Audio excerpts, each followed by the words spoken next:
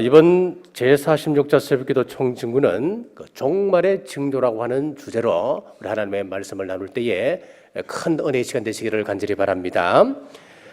예수님께서 성전에서 말씀을 전가하시다가 이제 제자들과 함께 감람산에 올라가십니다. 감람산에 올라가시는 그 목적에 대해서 오늘 성경은 구체적으로 말씀하시는데, 제자들이 예수님에게 아름다운 성전을 보여주기 위해서였습니다. 자, 그때 우리 예수님께서 2절에 하시는 말씀이 너희가 이 모든 것을 보지 못하느냐? 내가 진실로 너희에게 이르노니 돌 하나도 돌 위에 남지 않고 다 무너뜨려지리라.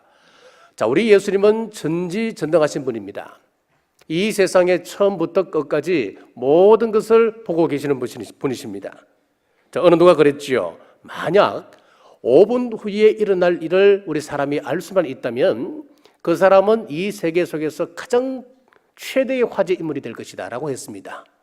만약에 5분 후에 일어날 일을 우리가 알 수 있다고 한다면 이 세상에서 일어나고 있는 모든 재난에서 그 사람은 벗어날 수 있다고 하는 겁니다. 자, 우리는 5분 후를 알 수가 없습니다. 그러나 우리 예수님께서는 오늘 읽었던 이 말씀처럼 가깝게는 40년 후에 무너질 성전을 보고 계셨고, 또 멀게는 세상 종말을 보고 계시고 있습니다. 자, 우리 4절에서 8절 말씀 제가 한번 읽어보겠습니다. 예수께서 대답하여 이르시되 너희가 사람의 미혹을 받지 않도록 주의하라. 많은 사람이 네 이름으로 와서 이르되 나는 그리스도라 하여 많은 사람을 미혹하리라. 난리와 난리 소문을 듣겠으나 너희는 삼가 두려워하지 말라. 이런 일이 있어야 하되 아직 끝은 아니니라. 민족이 민족을, 나라가 나라를 대적하여 일어나겠고 곳곳에 기근과 지진이 있으리니 이 모든 것은 재난의 시작이니라. 자, 우리 마태복음 24장이 굉장히 중요한데, 이 마태복음 24장은 마지막 때 일어날 징조에 대해서 우리 예수님께서 하신 말씀입니다. 그래서 마태복음 24장을 작은 계시록, 소묵시록 그렇게 이야기를 합니다. 자, 마태복음 24장은 마지막 때를 알 수 있는 비밀 열쇠입니다. 자, 옛날 어른들이 하신 말씀 가운데 참 진리가 많이 있습니다. 예를 들어서 제비가 낮게 날게 되면은 비가 온다 그렇게 이야기를 했습니다. 제비가 왜 낮게 날아갈까요? 그것은 제비의 먹이인 잠자리가 낮게 날기 때문에 그렇습니다. 그럼 잠자리는 왜 낮게 날까요? 수분이 많은 날이기 때문에 이 잠자리들이 낮게 날아가는 겁니다. 그러니까 이 제비들이 낮게 나는 잠자리를 잡기 위해서 또 낮게 나는 거예요. 그래서 낮게 나는 제비를 보면 비가 올 것이다 그렇게 예측을 하는 겁니다. 징조를 보는 겁니다. 주춧돌이 적게 되면 비가 온다는 겁니다. 다 징조지요. 자, 종말에도 징조가 있습니다. 자, 이 종말 징조는 크게 두 가지로 나누고 있습니다. 하나는 단회적 징조라고 하는 것이 있습니다. 또 하나는 연속적 징조라고 하는 것이 있습니다. 이 두 가지를 우리가 다 보셔야 되는 거예요. 자, 그럼 단회적 징조라고 하는 것이 뭘까요? 단회적 징조라고 하는 것은 말 그대로 종말의 때 임박해서 나타나는 징조를 이야기하는 거예요. 딱 한 번 나타나는 겁니다. 연속적 징조라고 하는 것은 뭐냐 하면은 지금 지구가 있은 이래로 지금까지 끊임없이 있었던 사건이나 사고들, 자연 재난들 이런 것을 이야기를 합니다. 그러면은 이런 단회적 징조라든지 연속적 징조라든지 이런 것을 쭉 찾아낼 때 근거가 있어야 될 것 아니에요. 우리가 성경을 한 권 보고 한 구절을 보고 그것을 전부라고 이야기 못 하잖아요. 그러면은 이 이야기를 하고 있는 근거가 있습니다. 자, 앞으로 우리 교회는 이제 내년부터 이 종말론에 대해서 제가 주중에 쭉 우리 강의를 하려고 하는데 우리가 이 종말론에 관한 그 성경이 여러 권이 있습니다. 자, 예를 들어 이사야 65장은 반드시 보셔야 돼요. 이사야 65장, 그리고 에스겔서 37장, 38장, 39장, 다니엘서 1장에서 12장, 스가랴 14장.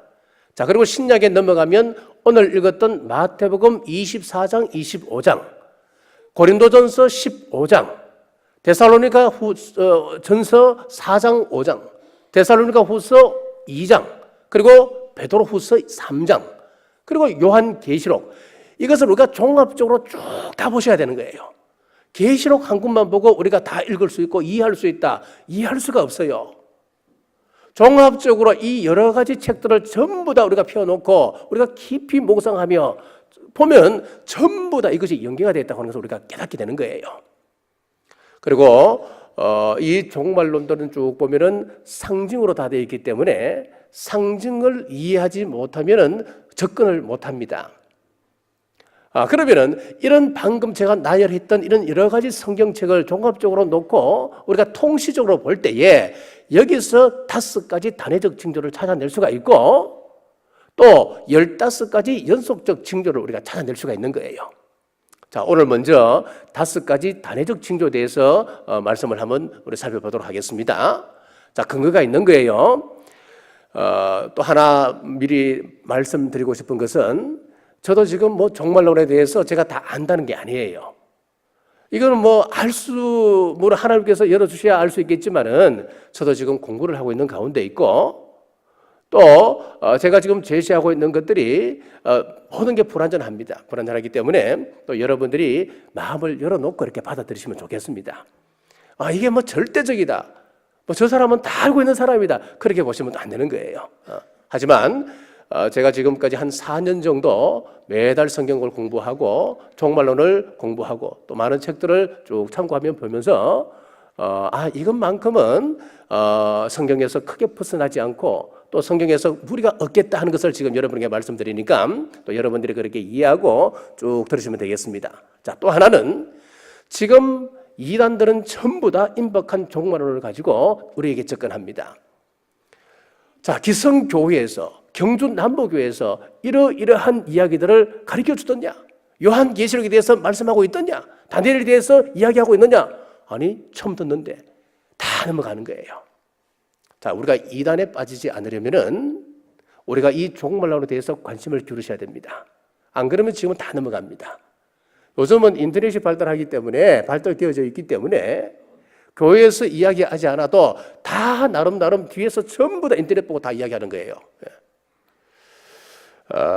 우리 이제 단회적 징조를 쭉 보면은 최소한 여러분들이 이러한 여러 가지 설에 대해서 여러분들이 나름 판단할 수 있을 거예요. 이 단회적 징조 첫 번째는 이스라엘의 독립입니다.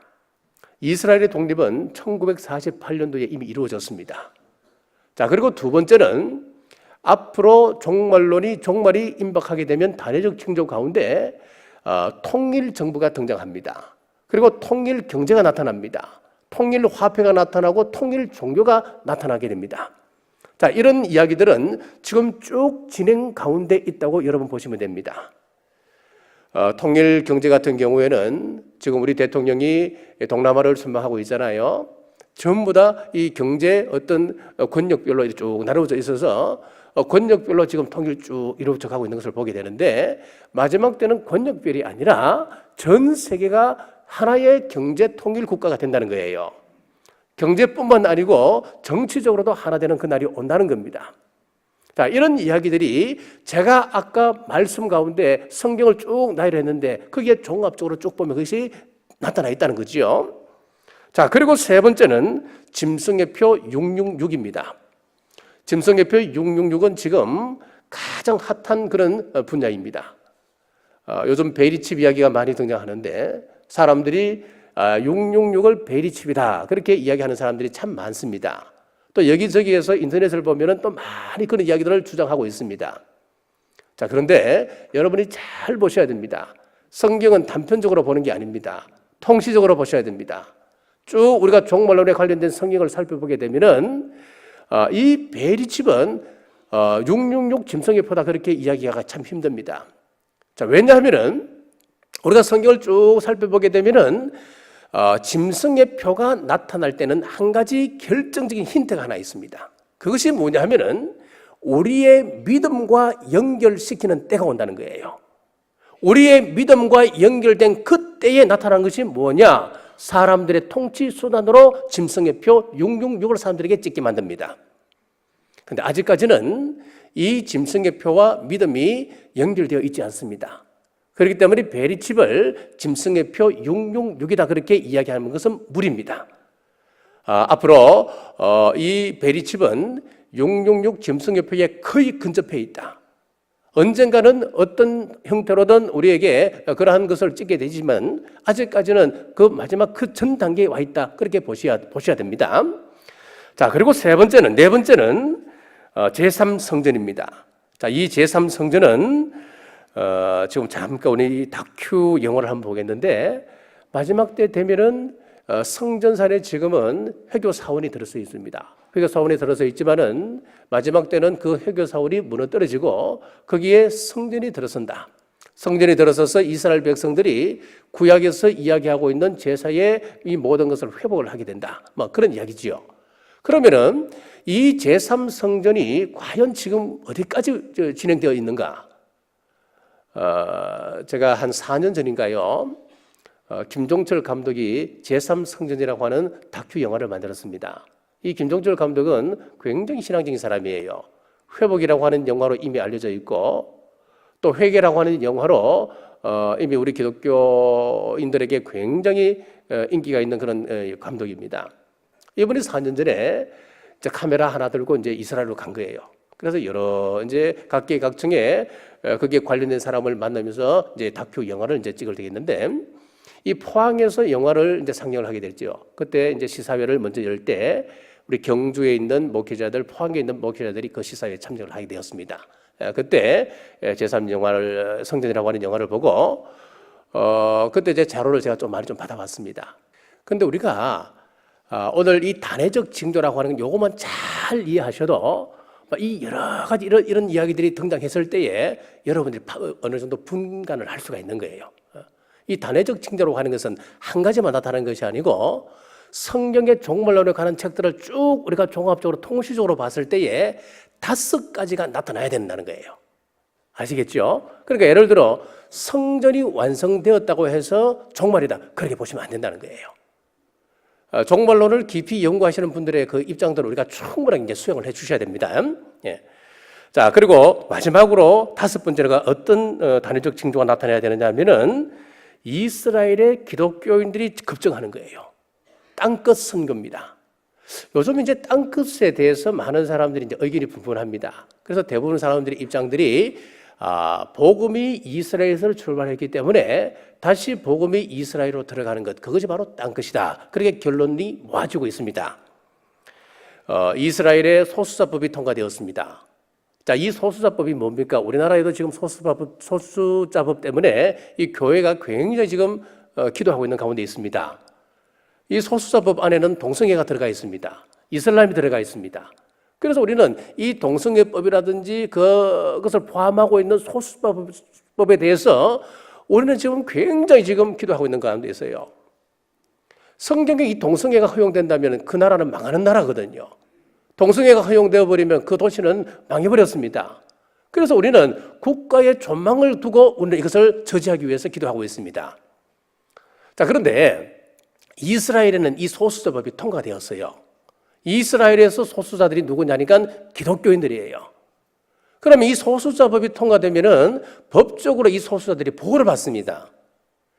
10여 년 전에 이스라엘의 교회가 몇 개였냐니까 40개였습니다.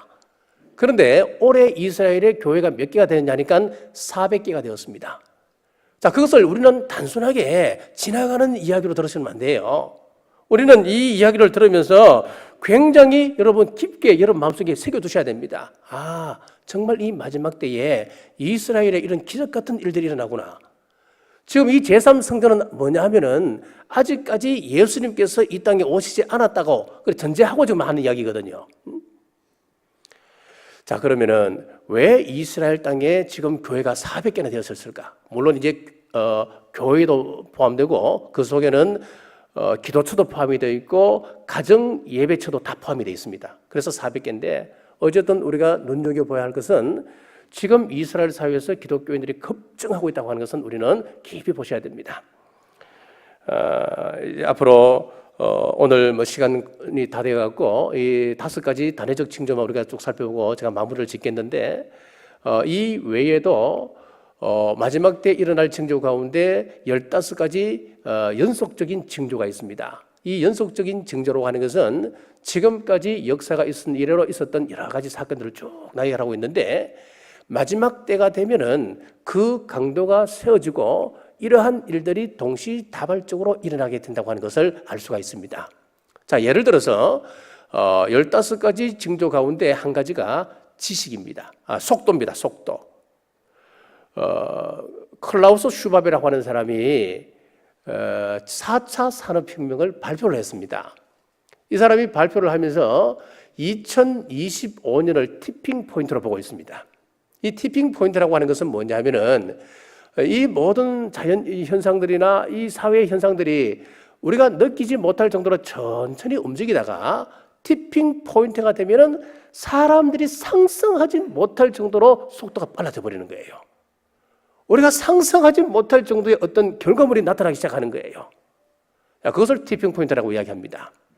자, 그 가운데 이 속도가 나오는데 2025년이 되면은 서울과 부산을 몇 분에 돌파를 하게 되냐면요, 16분이면 왔다 갔다 한 겁니다, 여러분. 그런 날이 온다는 거예요. 자, 예를 들어 하나입니다.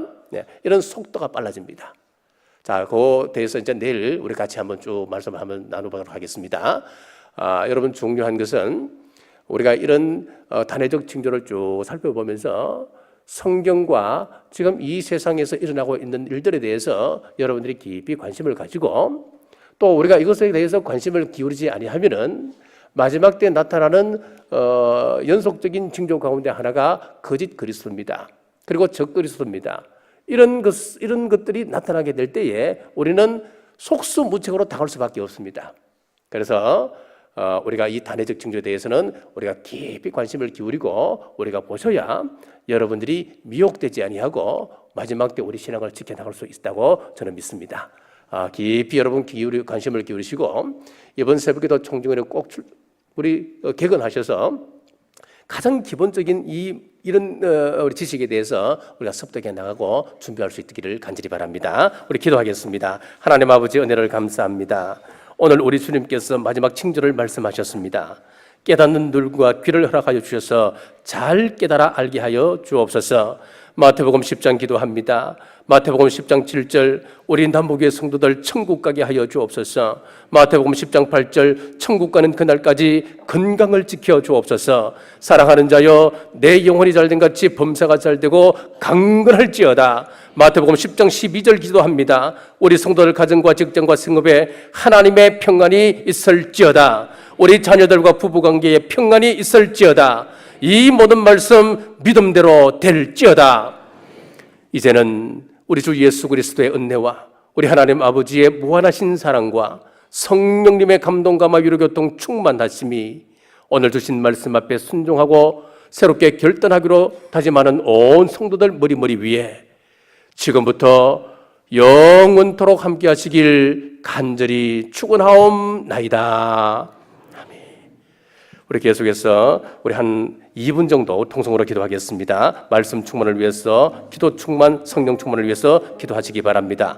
징조를 보고 깨달아 주님 재림 준비케 하여 주옵소서. 새벽 기도가 체질이 되어 우리 남부 가족들 모두 기도에 용사되게 하여 주옵소서. 우리 한 2분 정도 뜨겁게 우리 함께 통성으로 기도하겠습니다. 하나님 아버지 은혜를 감사합니다. 오늘도 46자 새벽 기도 청지원의 자리로 저희들 인도해 주시어 참으로 고맙고 감사합니다.